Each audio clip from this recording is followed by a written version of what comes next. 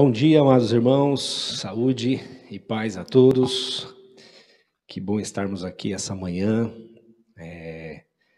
adorando o nosso Deus, bendizendo o Senhor, celebrando, né? Aliás, falando em celebração, a Gica estava cantando aqui, o Ed tocando, e eu lembrando já do nosso encontro, tempo de celebração que nós vamos ter agora, dia 5/9, às 19h30. Nós vamos realizar, como realizamos sempre, o tempo de celebração. É um momento onde nós nos reunimos para lembrar o que o Senhor tem feito por nós. Numa sociedade consumista e com constante insatisfação de tudo, nós temos nos exercitado aqui, através das Escrituras Sagradas, cantando as Escrituras Sagradas, nós temos nos exercitado na celebração, em ser grato, em louvar a Deus, em reconhecer o seu favor, em celebrar a sua misericórdia, em testemunhar a sua fidelidade conosco, com o seu povo, com a sua palavra. E o tempo de celebração tem sido isso. E você que tem um depoimento para dar a respeito do que o Senhor tem feito em sua vida, você que quer compartilhar com alguém o que o Senhor tem feito em sua vida, escreva o seu depoimento, envie no WhatsApp da Comuna para a Silvia, ou escreva no e-mail da Comuna, que é comunidade cristabristol@gmail, comunidade cristabristol@gmail.com.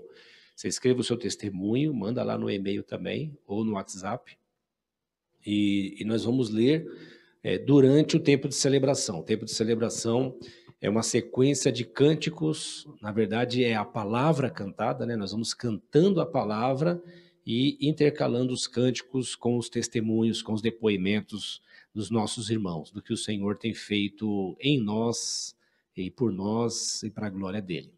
Muito bom. Então você está super convidado, dia 5/9, às 19h30. E se você tem sido abençoado com todo o conteúdo que tem sido produzido pela Comuna, seja aqui no canal do YouTube, ou pelo conteúdo lá do Facebook, do WhatsApp, compartilha com as pessoas, faça a missão, dê oportunidade de outros serem alcançados, tocados, transformados com a palavra de Deus. Se tem sido bom para você, pode ser bom para outras pessoas também, ok? Muito bom, nós estamos no tema desse mês, que é o nosso livro de Salmos, né? Salmos, sabedoria e saúde. E temos conversado sobre o nosso exercício aqui, nesse tema, Salmos, sabedoria e saúde, é pensarmos de maneira objetiva, de maneira clara, quão benéfico são os efeitos da palavra de Deus em nós. Nós somos seres integrais, somos corpo, matéria e uma parte imaterial, espírito, alma. Mas somos uma coisa só. E a palavra do Senhor que vem a nós, ela nos afeta integralmente, porque esse é o propósito dela. O propósito dela não é só afetar alma e espírito, é afetar o homem integralmente. Então nós somos afetados integralmente. Temos os nossos afetos atingidos por ela. E também o nosso corpo, já que o nosso corpo responde aos nossos afetos. Os sentidos do corpo servem para nos comunicar com a matéria, com aquilo que é externo.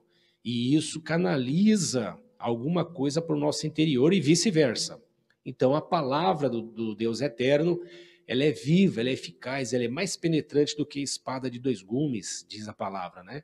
Ela entra dentro de nós e produz vida, produz transformação de consciência, transformação de emoção, de pensamento, de sentimento, de razão. Ela muda a nossa perspectiva da vida e ela nos afeta fisicamente, emocionalmente, ela nos afeta nos nossos relacionamentos, a nossa maneira de sociabilizar, de educar, de ser, de viver. Então, esse é o propósito das nossas conversas dentro desse tema, Salmos, sabedoria e saúde. E hoje eu quero conversar com você sobre o Salmo 19. O Salmo 19 é um salmo extraordinário, Salmo de Davi, e que retrata muito, fala muito da grandeza desse Deus, da revelação desse Deus, a sua revelação geral, a sua revelação especial e o impacto dessa revelação naqueles que creem nele. É sempre bom nós lembrarmos, irmãos, que as Escrituras Sagradas, ela é a revelação de Deus escrita, né, a todos os homens, mas ela faz diferença para aqueles que creem em Deus. Para aqueles que não creem, ela não faz nenhuma diferença. E eu fico às vezes pensando, nesses dias agora, como é comum acontecer na nossa sociedade, sempre está sendo feito discussões em cima de temas importantes. E recentemente, o tema aborto é o tema que levou a sociedade a novamente retomar o assunto e discutir. E eu acho interessante como tantas pessoas se incomodam tanto com o que as Escrituras diz, o que não deveria acontecer, já que as Escrituras é para quem crê e não para quem não crê. Quem não crê não deveria nem se incomodar com as Escrituras, não deveria nem se incomodar com Deus. Muitas pessoas não creem em Deus. E por que o incômodo com uma coisa que não existe? Alguma coisa está errado, né? Se alguém não crê em Deus, por que está se incomodando com ele? Se alguém não crê nas Escrituras, por que está se incomodando com ela? O Deus e as Escrituras do Deus é para quem crê nele, é para quem ele se revelou. E isso diz respeito àqueles que fazem dessas Escrituras luz para o seu caminho, lâmpada para os seus pés.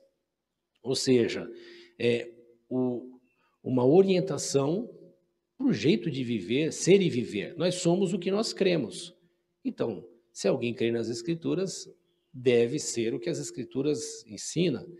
E eu não estou falando de simpatizar pelas Escrituras. As pessoas se simpatizam pelas Escrituras, alguns se simpatizam com a ideia de Deus, e isso é muito legal, mas isso não serve para muita coisa. Nós estamos falando daqueles que creem em Deus, daqueles que creem nas Escrituras. Isso faz diferença na vida dessas pessoas. E aí, como nós vivemos num país democrático, e graças a Deus por isso, não é tão democrático quanto nós queríamos, há uma série de ditaduras, né? Escondidas em todo o discurso de democracia, mas isso é próprio da democracia, que não é perfeita, mas comporta as discordâncias, as divergências. Então, nessa semana, eu fiquei até pensando como é incoerente o discurso de tantas pessoas que falam sobre democracia, mas no seu discurso ele impõe um pensamento e exige que todos pensem daquela maneira.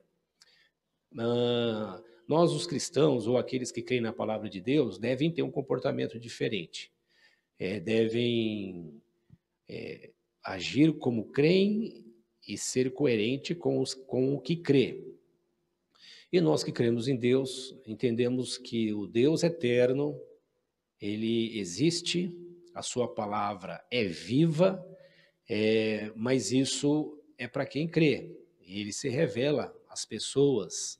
Então, se ele se revelou para você, a palavra de Deus é para você.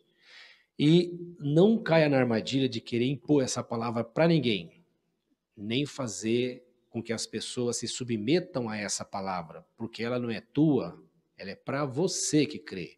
Ela é de Deus e é para quem crê. Ela não é tua e não é para quem não crê. Então não devo impor ela às pessoas. Eu posso compartilhar ela com aqueles que têm interesse, aqueles que desejam, aqueles que, para eles, ela se tornar uma revelação. E hoje eu quero continuar essa conversa, Salmos, Sabedoria e Saúde, porque nós acreditamos que a palavra de Deus é sim revelação de Deus. Ela é sim inspirada por Deus. A Bíblia não contém a palavra de Deus, ela é a palavra de Deus. Ela é inspirada, ela é infalível, e ela é infalível por conta da inspiração, o conceito de inspiração que a Bíblia nos traz, é como que um sopro, é alguém que recebe um sopro do eterno, um sopro de iluminação, e essa pessoa usa os seus sentidos, os seus dons, as suas habilidades, no ambiente sociopolítico, cultural, religioso que ela vive, e ela então expressa essa revelação com palavras humanas, através da da literatura, por exemplo, nós temos as formas de literatura, né? Lírico, o lírico, o, me falhou agora. Bom, as linguagens, né, da literatura, já eu lembro. Então, o Senhor usa essas nossas habilidades naturais para se comunicar conosco e nós comunicarmos com o nosso próximo. Então, embora seja escrita por homens com linguagens humanas, com idiosincrasias, né, que é a linguagem específica de um grupo específico, num tempo específico, ainda assim ela é a palavra de Deus, inspirada. E eu quero ler com você, então, essa palavra de Deus, e quem sabe, se der tempo, a gente conversa um pouco sobre algumas coisas que foram discutidas nessa semana, sobre esse tema tão importante que é a vida e o tirar a vida. Vamos falar um pouquinho sobre isso? Eu vou ler com você o Salmo 19. Deixa eu pegar um pouco de água aqui. Salmo 19. Eu leio os Salmos na nova versão internacional, que eu acho muito bacana. O Salmo, ele é um livro poético. O Salmo faz parte dos livros poéticos, livros de sabedoria e um livro poético. Esse aqui especificamente é um salmo identificado como Salmo de Davi. Ele é dividido em 3 partes. A primeira parte vai do versículo 1 até o 6, a segunda parte do versículo 7 até o 10 e a terceira parte do versículo 11 até o 14. E ele diz assim: os céus declaram a glória de Deus. O firmamento proclama a obra das suas mãos. Um dia fala disso a outro dia. Uma noite o revela a outra noite. Sem discurso nem palavras, não se ouve a sua voz. Mas a sua voz ressoa por toda a terra, e as suas palavras até o confim do mundo. Nos céus ele armou uma tenda para o sol, que é como um noivo que sai de seu aposento e se lança em sua carreira com a alegria de um herói. Sai de uma extremidade do céu e faz o seu trajeto até a outra. Nada escapa ao seu calor. A lei do Senhor é perfeita e revigora a alma. O testemunho do Senhor são dignos de confiança e tornam sábios os inexperientes. Os preceitos do Senhor são justos e dão alegria ao coração. Os mandamentos do Senhor são límpidos e trazem luz aos olhos. O temor do Senhor é puro e dura para sempre. As ordenanças do Senhor são verdadeiras, são todas elas justas. São mais desejáveis do que o ouro, do que muito ouro puro. São mais doces do que o mel, do que as gotas do favo. Por elas, o teu servo é advertido. Há grande recompensa em obedecê-la. Quem pode discernir os próprios erros? Absolve-me dos que desconheço. Também guarda o teu servo dos pecados intencionais, que eles não me dominem. Então serei íntegro, inocente de grande transgressão. Que as palavras da minha boca e a meditação do meu coração sejam agradáveis a ti, Senhor, minha rocha, meu resgatador. Que são poemas, as escrituras usam essa linguagem poética, né? Essa linguagem poética para transmitir emoção, sentimentos, pensamentos, usam objetos inanimados para expressar mensagens e vida. É uma linguagem poética e nós devemos entender essa linguagem dessa maneira. E esse salmo fantástico, ele, como eu disse, ele se divide em 3 partes aqui. Do versículo 1 até o versículo 6, ele fala da glória da criação. Olha que interessante. Houve um tempo entre os homens que achou-se que a Terra era o centro do mundo, o centro do universo. E aí descobriu-se que não, que nós fazemos parte de um sistema chamado Sistema Solar. E por que é chamado de Sistema Solar? Porque o centro desse sistema solar é o Sol. Portanto, a Terra é que gira em torno do Sol e não o Sol em torno da Terra. E é interessante, né, como que a nossa falta de conhecimento pode nos levar a pensarmos mais a respeito de nós mesmos do que somos, ou é, termos um pensamento que nos induz ao erro, né? Então, pensou-se que a Terra era o centro do universo. Bom, hoje nós sabemos que não, que o nosso sistema chama solar porque ele é heliocêntrico, o Sol é o centro, e os planetas que estão ao redor desse sistema, eles estão dentro do poder gravitacional do Sol, dentro do poder do Sol, né? Nesse sistema, nós conhecemos, pelo menos por enquanto, que só a vida, como nós a conhecemos, vida humana, ou essa vida vegetal, animal, aqui na Terra. E isso só é possível por causa do Sol. Só a vida na Terra por causa do Sol. Se a Terra estivesse um pouco mais próximo do Sol, ou um pouco mais distante do Sol, não haveria vida na Terra. Ela está exatamente onde ela deveria estar. Ou, numa outra linguagem, só há vida na Terra porque esse é o tempo para que haja vida na Terra. Qualquer deslocamento que houvesse da Terra em relação ao Sol, isso se alteraria. Dizem os teóricos, né, que o Sol tem 4,5 bilhões de anos. Olha que Sol antigo, né? E que ele talvez tenha mais 5 ou 6 bilhões de anos de vida. E aí, então, ele vai entrar num processo. O Sol é uma estrela, né? Como muitas outras. Ele é um Sol. No nosso sistema existe milhares e milhões de sóis em outros sistemas. O nosso sistema solar faz parte da Via Láctea. A Via Láctea é um sistema, é uma galáxia, né? E existe milhões e bilhões, segundo os teóricos, de outras galáxias. Então, vocês imaginam que nós somos uma ponta no universo. E eu e você, os seres humanos, somos um fragmento dessa ponta.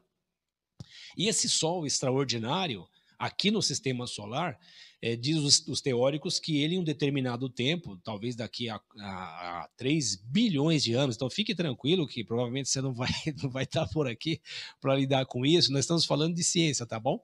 Então, o Sol vai se expandir, depois ele vai se tornar uma gigante vermelha, e quando ele acontecer isso com ele, o seu poder vai aumentar, o seu calor vai aumentar, então a Terra vai ser toda a água da Terra vai ser evaporada, os planetas, né, entrarão em desordem, serão derretidos pelo poder do Sol, né, muitas planetas sólidos, né? Então, observe que o Sol depois ele vai diminuir, vai se tornar uma anã branca, e aí planetas que são rochosos hoje vão se tornar planetas gasosos, enfim. Eu estou dizendo isso só para você perceber o Sol, no nosso sistema, que é o sistema solar, que está dentro da nossa galáxia, que é uma galáxia pequena perto de milhões de outras galáxias. Isso mostra o poder desse Sol. O salmista não tinha essas informações que nós temos aqui, e claro que eu estou falando aqui alguma coisa muito pequena, perto do que se tem de informação, mas o salmista que não tinha essas informações nenhuma, ele fala da criação como revelação natural. Ele fala da criação como a revelação de Deus natural para os homens.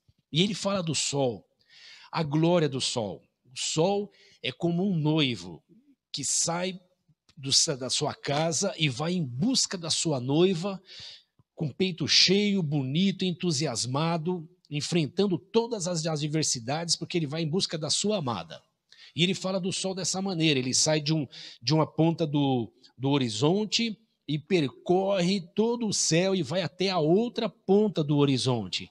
E ele diz que a glória desse sol, ele revela a grandeza de Deus. Quando o sol se manifesta é dia, quando ele se esconde é noite, isso na linguagem do Davi, que é uma linguagem poeta. Só que ele diz assim, que o dia manda uma mensagem para o outro dia, mas sem falar. Chega à noite, recebe a mensagem do dia e manda a mensagem para outra noite, mas sem falar. Ele fala que sem linguagem, sem fala, eles transmitem uma mensagem, e a mensagem, ela ecoa por toda a terra, e ela é estrondosa. Ela fala da criação, ela fala de alguém grande. Se o sol é grande, se o sol é extraordinário, se o sol é que produz vida, se ele mudar a sua posição e a sua massa aumentar ou diminuir, ele destrói tudo ao seu redor. Então ele está dizendo que esse sol é extraordinário. E nada se esconde à luz, ao calor, à glória, ao poder desse sol. E ele diz então que isso é o testemunho do Criador. Para o Davi, assim como para nós, a criação não é uma consequência de um caos, não é um acidente caótico, né? A criação não é um acidente. Nós entendemos que na criação há uma inteligência criativa, há uma inteligência criadora, há uma sabedoria. Tem um livro, inclusive, que fala sobre o design inteligente, que é interessante para quem quer conhecer melhor esse assunto, que fala sobre essa inteligência por trás da criação. Hoje nós podemos usar uma série de linguagens científicas não para explicar Deus, que isso seria um absurdo, seria até ridículo querer explicar Deus através da ciência, porque não faz sentido. A ciência é uma linguagem humana, assim como é a poesia. Ela pode trazer algum conceito, mas o Deus das Escrituras, ele não cabe nem em ciência, nem em poesia, né? Mas deixa eu de novo lembrar você o que esse salmo diz. Então, ele fala aqui na primeira fala, do versículo 1 até o versículo 6, ele fala então dessa glória desse sol. E esse sol, ele diversas vezes, ele é tomado por referência para falar da justiça de Deus. O Deus das Escrituras, ele é bom, ele é reto e ele é justo. E como ele é bom, ele é reto, ele é justo, ele manifesta justiça, vida e salvação a todos os homens. E então ele é conhecido como o sol da justiça. A sua lei, a sua palavra é conhecida como sol. O seu filho, nosso Salvador, o nosso Redentor, é conhecido como a estrela da manhã. Então, ele usa essa linguagem do sol como estrela para apontar para a sua glória, para o seu poder. Então, Davi, ele usa o maior símbolo que ele conhecia na época, o maior símbolo da criação, para apontar para a glória e grandeza de Deus. E ele diz que esse sol, essa noite, esse dia, esse processo da vida é um testemunho público, inquestionável, do poder do Criador, do poder de alguém que criou todas essas coisas. E quem concorda com ele é o apóstolo Paulo. Deixa eu te lembrar de novo que a Bíblia Sagrada, ela serve para aqueles que creem em Deus, tá ok? Então, deixa eu ler para você aqui o versículo 11. O versículo 11, eu vou voltar nele daqui a pouco, diz assim: por elas o teu servo é advertido, a grande recompensa em obedecê-la. Eu já vou entrar sobre esse assunto, eu só quero lembrar isso. Por ela, o teu servo.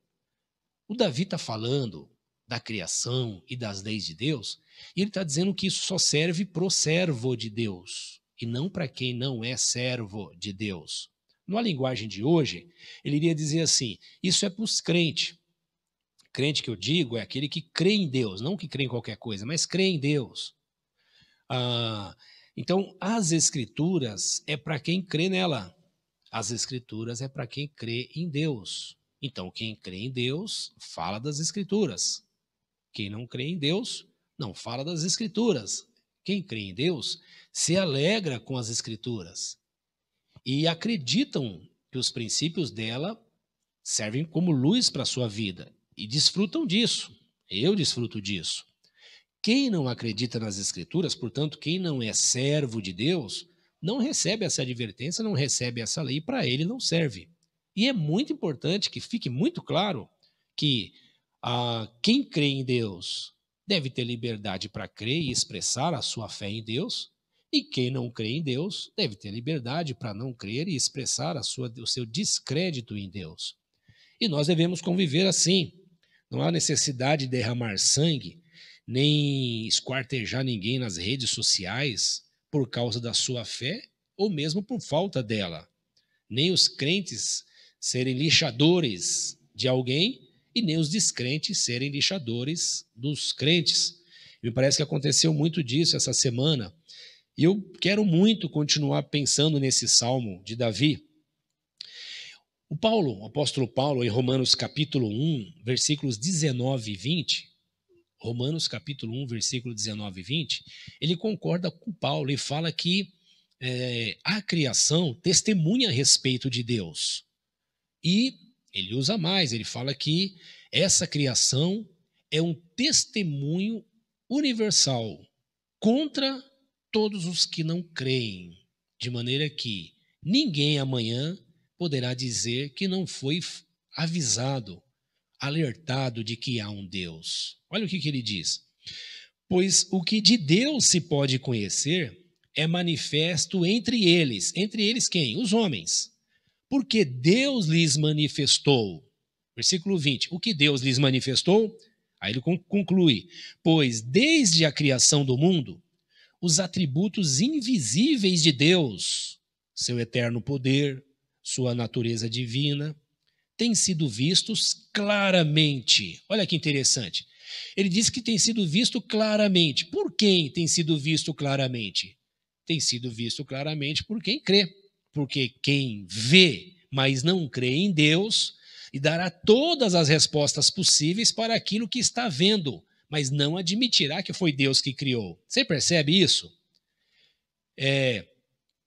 Tem sido vistos claramente, sendo compreendido por meio das coisas criadas, de forma que tais homens são indesculpáveis. Então ele está dizendo, não há desculpa para o homem dizer, eu não sabia que havia Deus, eu não sabia da lei de Deus, eu não sabia que havia um Criador, eu não sabia desse conceito de transcendência a alguém além de mim, eu não sabia. O apóstolo Paulo está dizendo, e o Davi também está dizendo, olha, isso não será possível falar diante de Deus, quando todos os homens comparecerem diante deles. Claro, isso para nós que cremos em Deus.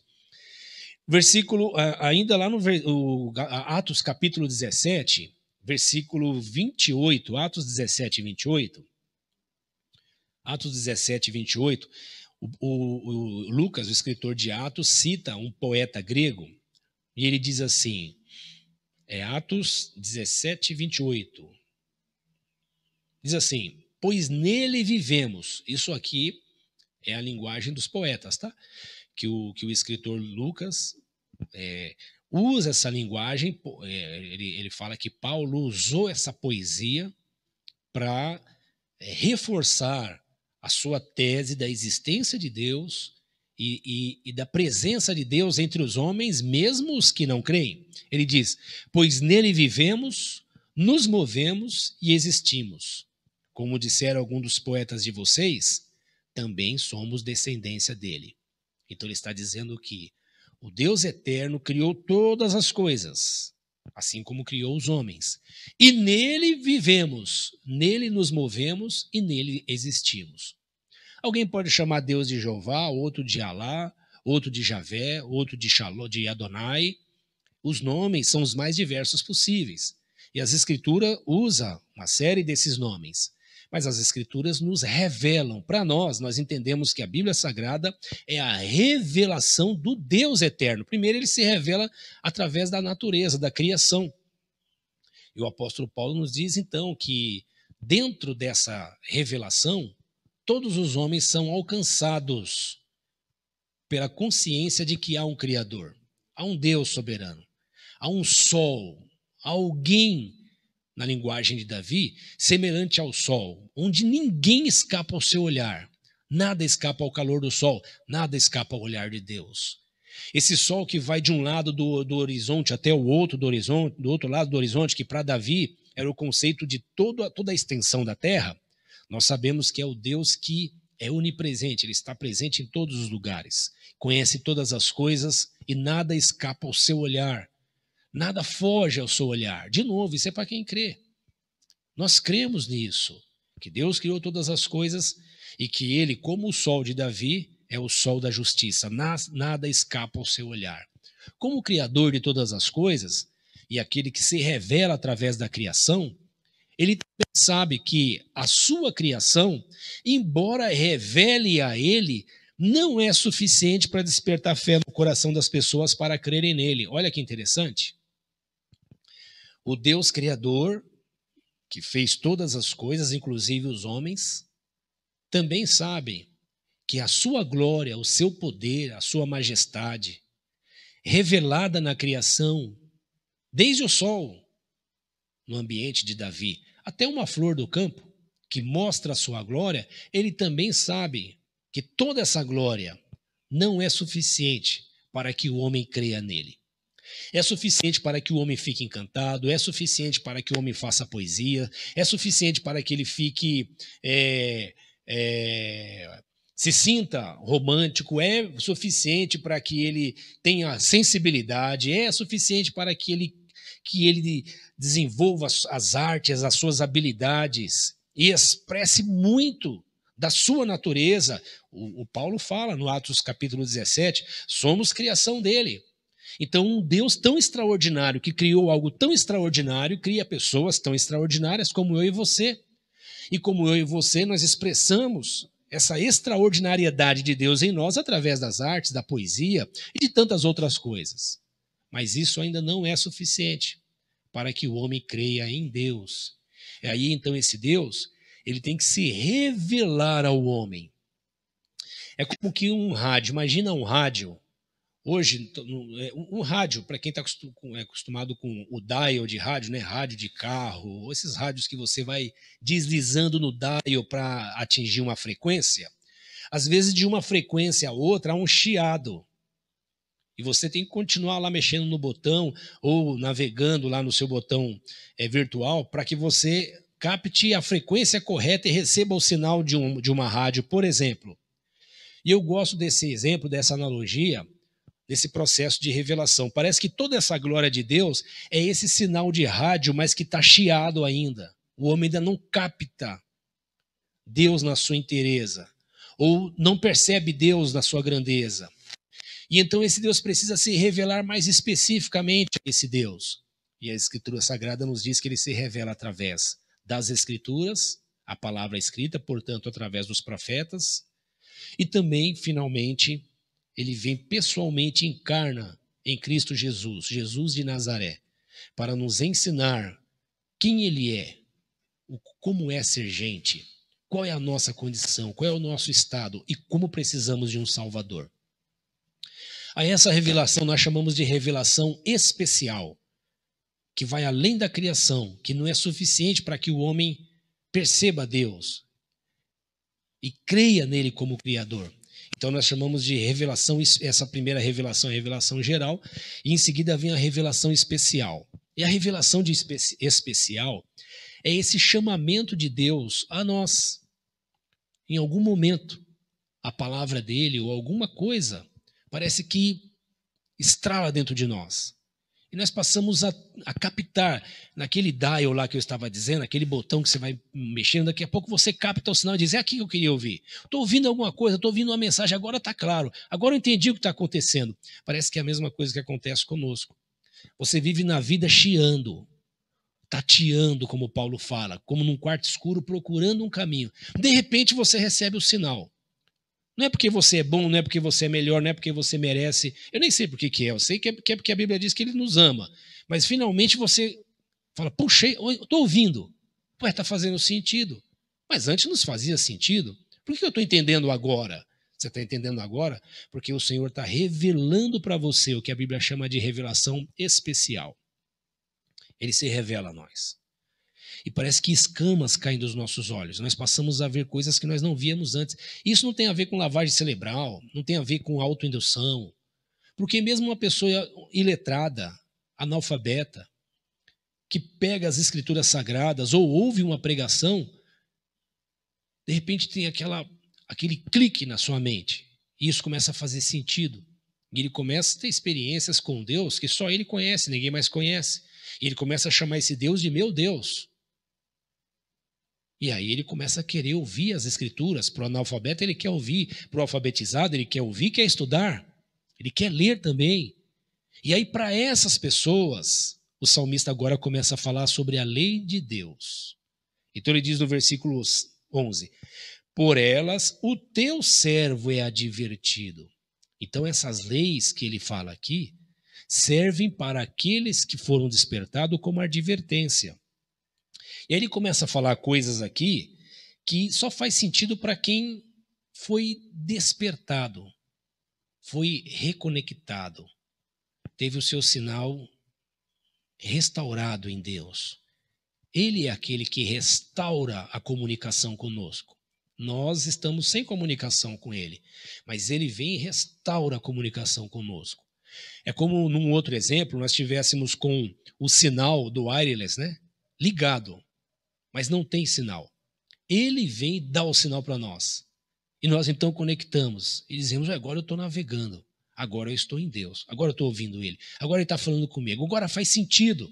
E aí você pega a Bíblia, que antigamente era um amontoado de letras frias e chatas e de histórias maçantes, sem sentido, e ela começa a ser luz, começa a trazer saúde, começa a lhe mostrar coisas da vida que você não conhecia, não percebia, e que mesmo a tradição, as melhores possíveis, não lhe trazia como resposta.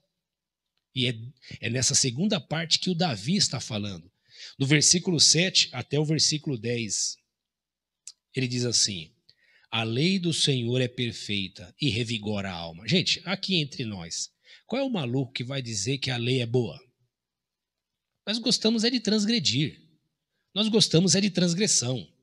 Ninguém quer limite. O conceito de liberdade na nossa sociedade, e isso é da natureza humana, é isso, é sem limites. Eu não quero limite. Nós percebemos isso nas crianças, nos adolescentes, nos jovens, no adulto, nos velhos. Ninguém quer ser mandado, todo mundo quer decidir sozinho. A ideia de eu quero é liberdade, e todos nós queremos isso. Mas para nós que somos pais ou mães, nós estabelecemos leis para os nossos filhos, regras, porque conhecemos mais do que eles e dizemos não. Na Torá, que a Torá nós chamamos aqui na nossa tradição cristã, evangélica, chamamos de Pentateuco, Novo Testamento. Mas a Torá, que é a tradição judaica, são os primeiros livros da Bíblia, eles têm 611 leis. 365 leis dele são abordagem negativa, vem com um não. Não faça isso, não faça aquilo, não fala aquilo, faça aquilo outro. E as outras 200 e poucas são abordagens positivas. Faça isso, faça aquilo outro. São leis que é como lei fria. Quem quer 611 leis? Olha que interessante. A Bíblia nos mostra que a humanidade, quando recebeu essa revelação geral de Deus, essa graça comum de Deus, deixa eu ler para você, de novo, um texto extraordinário aqui de Romanos capítulo 2, versículos 14 e 15. Romanos 2, 14 e 15. Diz assim, de fato, quando os gentios aqui são os não-judeus, tá? De fato, quando os gentios que não têm a lei, olha que interessante, a lei foi dada para os judeus, a Torá, que eu acabei de falar para vocês, 611 mandamentos. Então, quando os gentios, os não-judeus, que não têm lei, portanto a lei não foi dada para eles, praticam naturalmente o que ela ordena, tornam-se lei para si mesmos, embora não possuam a lei. Eles não têm uma lei escrita no papel, não têm uma Torá, mas dentro deles eles têm uma lei que corresponde à lei que Deus deu aos judeus. Olha que interessante. Vamos no versículo 15. Pois mostram que as exigências da lei estão gravadas em seu coração. Disso dão testemunho também o quê? A consciência e os pensamentos deles. Ora, acusando-os, ora, defendendo-os. Olha que interessante. Para nós que cremos na palavra de Deus e cremos em Deus e cremos na Escritura Sagrada, nós entendemos que a consciência que o homem tem, essa consciência que dentro dele diz isso é certo, isso é errado, já é a lei de Deus colocada dentro dele, mesmo ele não crendo em Deus, mesmo ele rejeitando a Deus. E para nós, de novo, não só a criação, o sol, como Davi disse, e a natureza, mas agora também essa consciência é um testemunho que Deus existe e contra o próprio homem que não crê que ele existe. Então, quando alguém diz isso é certo, isso é errado, todo mundo sabe, ele está declarando, mesmo o ateu, na nossa compreensão, ele está declarando que um código de moral, ético foi colocado dentro dele. E isso estabelece o princípio do que é certo e errado. É por isso que nós temos leis em todo o mundo. E independe da religião das pessoas, há lei. E a lei é boa, e a lei é justa. Olha que interessante. Mas as Escrituras nos diz que essa lei, que eu e você nos incomodamos, que eu e você não gostamos dela naturalmente, nós aprendemos a gostar da lei, mas normalmente não gostamos dela. Mesmo as leis naturais, né? Olha que interessante. As leis que o Senhor criou, as leis da criação, por exemplo, a lei da gravidade. Independente de eu entender a lei, independente de eu crer nela, independente de eu obedecer ela ou não, a hora que eu quebro ela, eu morro. Você sabe, por exemplo, de uma coisa horrível. São pessoas, crianças inclusive, que caem num apartamento alto porque achou que podia voar. Mas que tragédia, é claro que horrível, é uma coisa inimaginável, mas há uma lei estabelecida e nada pode mudar isso. Mesmo para quem a ignora. E mesmo nós que conhecemos as leis da física, algumas leis, né? Sabemos que ela existe, da gravidade, por exemplo, que deforma tempo e espaço, e por causa disso nós envelhecemos, por exemplo. Nós lutamos contra a velhice, mas ela vem, independente de você aceitar, querer ou não, ela vem, vai te deformando e vai arrastando você para o chão até finalmente engolir você na terra e você volta para o pó. Essas leis, elas são imutáveis e são leis da física. É um testemunho de Deus ao homem. Agora também tem uma lei da consciência. Paulo fala que é essa lei que foi colocada dentro do homem como testemunha de Deus a favor do homem para a preservação da vida e contra o homem porque não crê nele. Olha que interessante. Mas quando esse Deus se revela a você e esse dial, esse sinal finalmente se conecta com você, essa lei que nós naturalmente nos incomodamos com ela porque não queremos limite, ela começa a se tornar uma lei agradável. Vê se pode uma coisa dessa. A lei do Senhor é perfeita e revigora a alma. O que é revigorar? É trazer vigor. Então, o que eu gostaria que você percebesse aqui hoje é que alguém crendo ou não na lei da gravidade, ela existe. Alguém discutindo se a Terra é plana. Sim, tá. Nós estamos indo por caminhos terríveis, mas terra plana, terra redonda. Mas, independente disso, o sol nasce e ele se põe, e esse sol esquenta e ele traz vida, e a falta dele acabaria com a vida na terra. E isso não depende de eu e você crer ou não, é assim que é. E o salmista, pré-histórico nosso, portanto um ignorantão, está nos chamando a atenção, a nós, século XXI, cheio de ciência e de sabedoria, que isso é revelação de Deus. Então é interessante você pensarmos nisso. Se há um Criador, se esse Deus é o Deus que criou todas as coisas, a lei dele é perfeita e traz vigor à alma. Então, muitas vezes, o cansaço da sua alma, o enfado da sua alma, a alma é mente, emoção, sentimentos, consciência, alma e espírito, né? Nós entendemos como uma coisa só. Então, essa lei do Senhor que revigora a alma, ele fala aqui em seguida, o testemunho do Senhor são dignos de confiança e tornam sábios os inexperientes ou os ignorantes. Os preceitos do Senhor são justos e dá alegria ao coração. Do que ele está falando? Ele está falando de coração alegre. Alegria de coração. Como é que uma lei pode trazer alegria? Como é que uma lei pode revigorar a alma? Os mandamentos do Senhor são límpidos. Ele está falando que traz luz aos olhos. É como uma lente que você coloca nos olhos e agora você começa a enxergar. É a lente de contato de hoje, né? É essa lente desse óculos que eu estou usando. Ele está falando, a lei do Senhor é límpida, é como uma lente que você põe e você passa a enxergar. Você não enxergava, agora você passa a enxergar. O temor do Senhor é puro e dura para sempre. As ordenanças do Senhor são verdadeiras, são todas elas justas. Quem quer dinheiro, dizia o Silvio Santos. Quem quer dinheiro?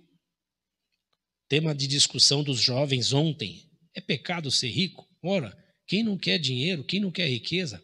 E você que está cansado do seu, se quiser compartilhar comigo, eu fico agradecido. Mas olha o que ele diz aqui.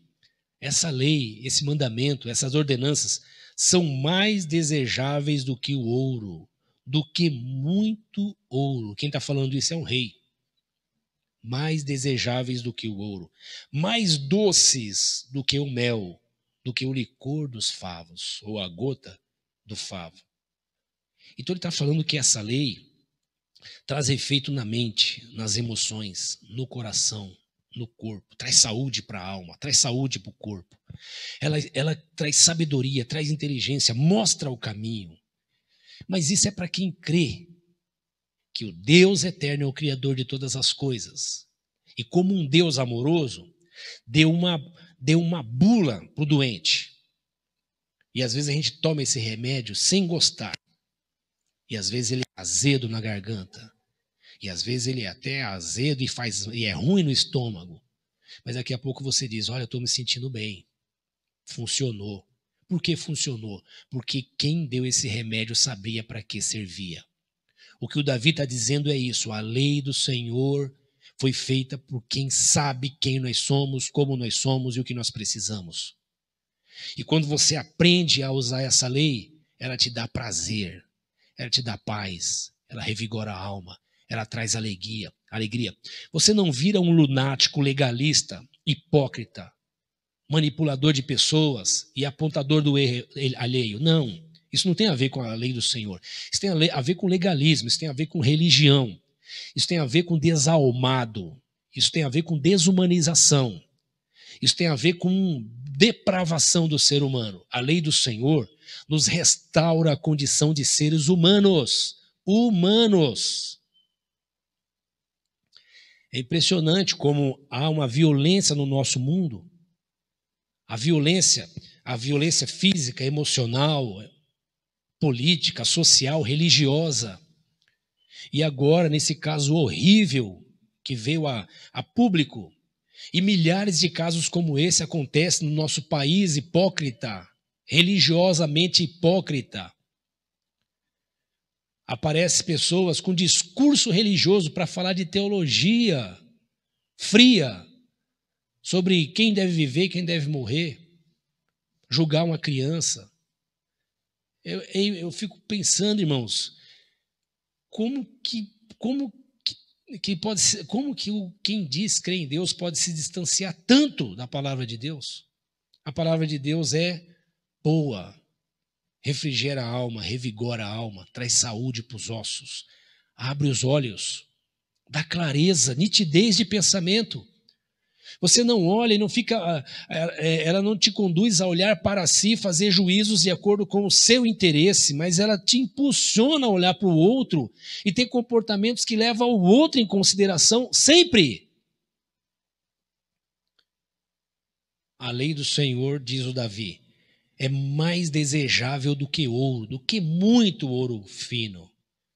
É mais é mais doce do que o mel, do que o licor dos favos. Ele usa essa linguagem poética para dizer: a lei do Senhor é algo desejável, traz vida, traz saúde, faz bem. A lei do Senhor faz bem.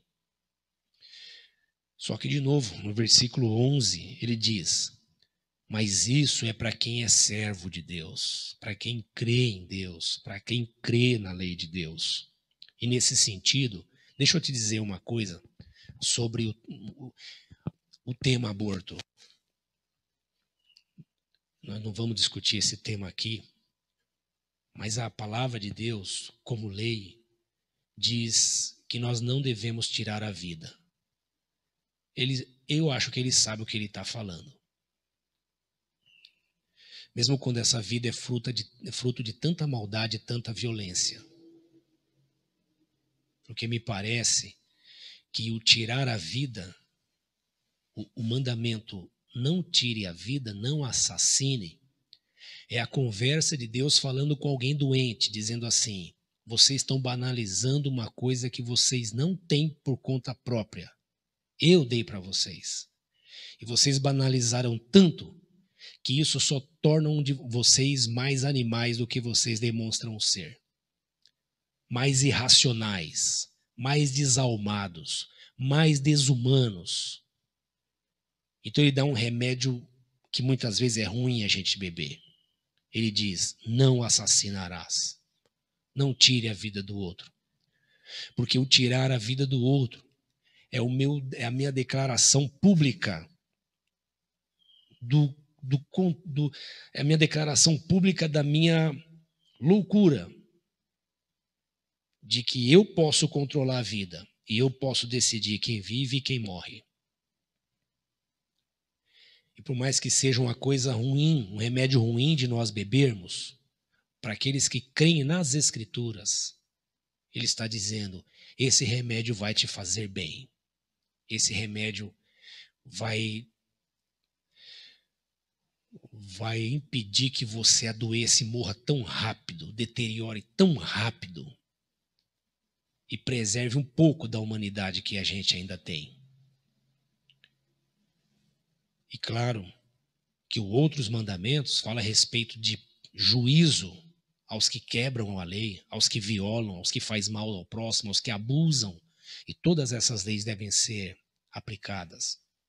Agora, o triste é pensar em pessoas que se dizem cristãos, que publicamente, pelo comportamento deles, eles demonstram que não amam a Deus, não creem na Bíblia, porque não amam o próximo, expõem as vítimas da violência à vergonha e ainda fazem isso em nome de Deus e em nome do mandamento. Esse é o testemunho de como que alguém pode usar a lei de Deus, que é boa, e fazer dela um veneno, para que ninguém queira beber dela. Então, de novo, a lei do Senhor é para os que creem em Deus. E eu bebo ela como um remédio que muitas vezes é amargo para mim, mas que me traz tanta vida que depois eu quero compartilhar com alguém e digo: olha, bebe isso também, pode te fazer bem, porque fez bem para mim. E não é um remédio que eu tenho que enfiar a goela abaixo de ninguém, porque eu não tenho esse poder. Aos plantonistas, legalistas, que se auto-intitulam cristãos, deixa eu dizer para você, se você é alguém que impõe a palavra de Deus sobre os outros, você não é um cristão. Você é, no máximo, hipócrita, legalista. Porque o Deus eterno não impõe a sua lei. Ele encarna ela, vem viver entre nós e vem nos ensinar como é ser gente. Então, se você quer ensinar alguma coisa a alguém, primeiro viva a palavra do Senhor. Pratique misericórdia, amor. Vá socorrer aquela criança. Vá fazer passeata para que quem fez o mal seja preso, punido. E não vá brincar com a vida alheia. E não use a palavra de Deus para defender teses próprias. A palavra de Deus é boa, refrigera, faz bem à alma. Eu quero concluir dizendo assim, na terceira parte desse salmo: quem pode discernir os próprios erros? Primeiro, Davi fala da revelação geral, depois ele fala da revelação especial, como lei de Deus, que ela é boa e traz vida e faz bem. E depois ele fala da sua autoconsciência, autocompreensão, quem ele é, como ele se vê, como ele se percebe. E aí, quando a gente olha, quando nós olhamos para nós mesmos, nós não ficamos apontando ninguém. Nós não ficamos caçando culpados. Nós olhamos para nós mesmos. E quando nós olhamos para nós mesmos, olha o que o salmista diz: quem pode discernir os próprios erros? Quem pode entender quão atrapalhado nós somos? Qual indivíduo consegue discernir quão atrapalhado e errado ele é? Para isso nós precisamos de psicólogos e de psiquiatra e de terapias e de psicanalista e de análise. São nomes modernos para loucuras antigas. E o salmista está dizendo aqui: quem pode discernir os próprios erros? Quem se entende? Quem sabe como é? Se você não sabe nem como você é, como você quer sair acusando e enfiando lei nos outros? Deixa Deus se revelar. Eu quero conclamar você que ama a Cristo. Transmita o amor, fale do amor, viva o amor. E esqueça o outro que não acredita na palavra de Deus. Deus não chamou eu e você para converter ninguém. Deus chamou eu e você para viver o evangelho e compartilhar com amor esse evangelho. E ele vai despertando aqueles que ele acha que tem que despertar. Eu não sei como é que é isso. Eu sei que é assim. Quem pode discernir os próprios erros? Absolve-me dos que desconheço. O Davi tem consciência que tem coisas erradas que ele faz nesses dias, nesse tempo de vida dele, que ele ainda não sabia que era errado, mas ele fazia. Porque assim é a palavra de Deus. É como alguém que vai estudar e à medida que vai estudando vai descobrindo que há coisas que ele não sabia e que agora ele sabe e faz sentido. As leis da física, por exemplo, de novo, e vai ajudando ele a lidar com a vida melhor. Então, quem conhece os seus próprios erros, olha, me absolva dos que eu desconheço, me perdoa daqueles que me são ocultos. Ele faz uma outra oração que eu e você também devemos fazer. Guarda o teu servo dos pecados intencionais. Por quê? Porque a Bíblia diz que o nosso coração é mau. Nosso coração é egoísta, autocentrado. Nosso coração é tão louco que acha que Deus é o gênio da lâmpada que tem que responder aos nossos pedidos. É tão louco que nós queremos dizer para Deus o que ele tem que fazer. É claro que quando nós fazemos assim, ou é por ignorância ou é porque não cremos nele.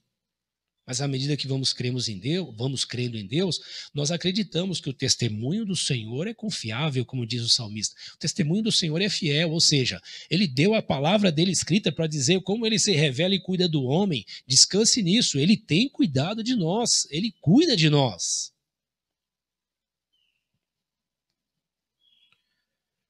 Guarda o teu servo dos pecados intencionais, que eles não me dominem. Então serei íntegro. Ser íntegro é ser sem máscara, viver sem máscara. Outra linguagem triste que nós temos na nossa sociedade e que virou padrão, que pena, mas não serve para o cristão, é o politicamente correto. Nós não temos que ser politicamente corretos, nós temos que ser só humanos. Só isso é suficiente. Discursozinho de direita, de esquerda, essa criação dos homens. Nós, os cristãos, não precisamos desse. Nós não precisamos nem perder tempo com isso. Nós só precisamos ser gente, humanos. Cumprir a palavra do Senhor. Ama a Deus sobre todas as coisas e o próximo como a você mesmo. Pronto. Você vai tratar o outro como você trataria seu filho, seu irmão, sua irmã. Como é que você trataria a sua irmã violada? Como é que você trataria seu irmão violado?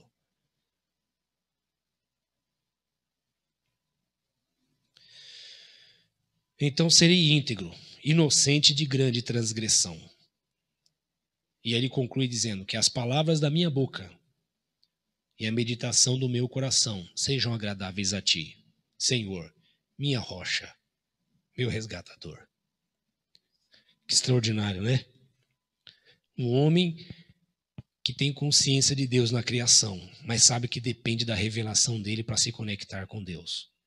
Que tem nessa conexão com Deus o motivo da sua vida e sabe que a palavra dele, que muitas vezes é amarga na boca, traz saúde no corpo, na mente, nas emoções, na alma. nos sentimentos, e faz do ser humano um ser humano, e não essa caricatura que o ser humano se tornou. Finalmente, com consciência disso, ele diz: Senhor, me ajude, eu não quero pecar, porque ele sabe que o pecado afeta ele, afeta o próximo e afasta ele de Deus. E ele fala: eu quero ser íntegro, não quero viver com máscara, quero ser quem eu sou.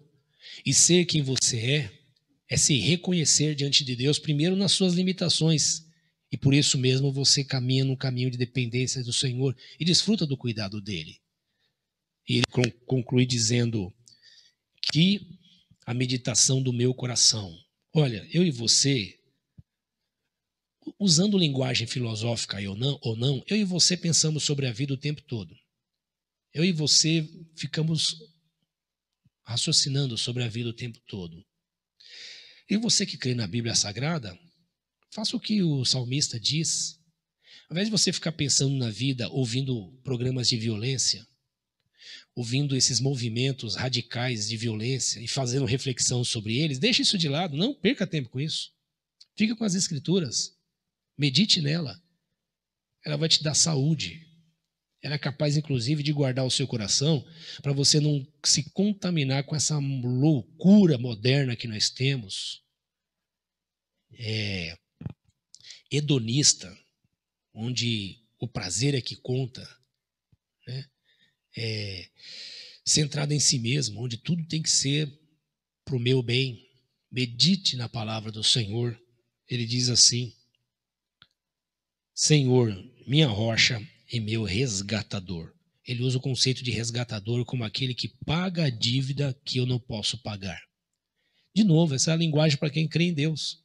Para quem não crê, olhe a Deus para ele se revelar para você. E aquele que crê, creia mesmo. Saia do muro. Abandone os discursos políticos, politicamente corretos, religiosos. Fica só com as Escrituras. Ah, ela é amarga, ela é azeda? É assim mesmo, é igual remédio. Depois você vai dizer: isso é bom, traz saúde. Me ensina a ser gente. Me ensina a ser marido, me ensina a ser filho, me ensina a ser esposo, me ensina a ser empresário, ensina-me a ser cidadão, me ensina a ser um político, ensina-me a ser gente. Que o Senhor te abençoe. Nós vamos para uma semana de desafios num mundo de violência, de desumanidade, de loucura. Mas nós podemos nos preservar guardados bebendo da lei do Senhor. A lei do Senhor é mais doce do que o mel, mais saborosa do que o licor dos favos. Ela traz saúde para a alma e para o corpo, para a mente, para o coração. Não vai endoidar, não. Fique com a palavra de Deus. Vamos orar? Senhor, nós somos muito gratos ao Senhor. Como é bom ter a luz da Tua palavra no nosso caminho. Nós, na verdade, estamos na vida, Senhor, e nem sabemos como será o amanhã. Achamos que sabemos o que queremos, mas descobrimos, sempre que ele chega, que parece que quisemos errado. Mas nós te louvamos pela sua palavra, Senhor, que é luz e nos mostra o caminho, nos aponta o caminho. E quando vamos andando nele, vamos descobrindo que o Senhor tem razão e que nós não. Nos ajude a entender isso a cada dia. Que o Senhor sabe e nós não. Nos ajude, Senhor, a entender que a tua lei é boa, traz saúde para a alma, acalma o coração, diminui nossa loucura, nos traz humanidade, muda o nosso olhar, o nosso ouvir e nos faz perceber o outro como gente, não como coisa, como um próximo, não como inimigo, como um ser humano e não como um demônio, um diabo. Meu Pai, nós oramos agradecidos por Tua palavra, que é água, que mata a nossa sede e que também lava o nosso coração, nos dando uma nova mente, uma nova consciência. Nós oramos para que o Senhor tenha misericórdia das crianças violadas de toda forma, por pais autoritários, por mães descuidadas, por abusadores. Oramos pelas crianças do nosso país e pedimos perdão pela negligência nossa como nação, como povo. Pedimos que o Senhor nos ajude a sairmos das sombras, do silêncio e denunciarmos o erro, a injustiça, a maldade como pecado e não como uma transgressãozinha. Oramos para que o Senhor nos converta à tua palavra e essa palavra nos traga vida e vida com abundância. Oramos, ó Deus, para que o Senhor renove o espírito de cada um dos nossos irmãos e irmãs, daqueles que em qualquer lugar nesse momento, ou que alguma hora será alcançado por essa palavra, clama por ti. Senhor, revele-se o Deus Salvador, o nosso Redentor, o nosso Resgatador. Seja, Senhor, a tua palavra a reflexão da nossa mente, que nós enchemos a nossa mente com a sua verdade e estejamos nos limpando nela, porque ela nos traz saúde e paz. Obrigado por tudo que tem feito por nós. Nós vamos para a vida, Senhor, mais uma semana, dependendo da sua misericórdia e da sua bondade. Que a sua igreja se manifeste, sim. Que a sua igreja vá às ruas, sim. Mas contra a injustiça e a violência, contra a maldade, e nunca, jamais, com discursos religiosos vazios. Nunca, jamais, com comportamento hipócrita, Senhor, sem compaixão. Senhor, nos ensine a ser luz e sal, que é para o que nós fomos chamados. Nos ensine a testemunhar da tua lei, da tua palavra, como vida para nós, para que outros também a desejem. Nós pedimos isso em nome do teu Filho Jesus. Amém.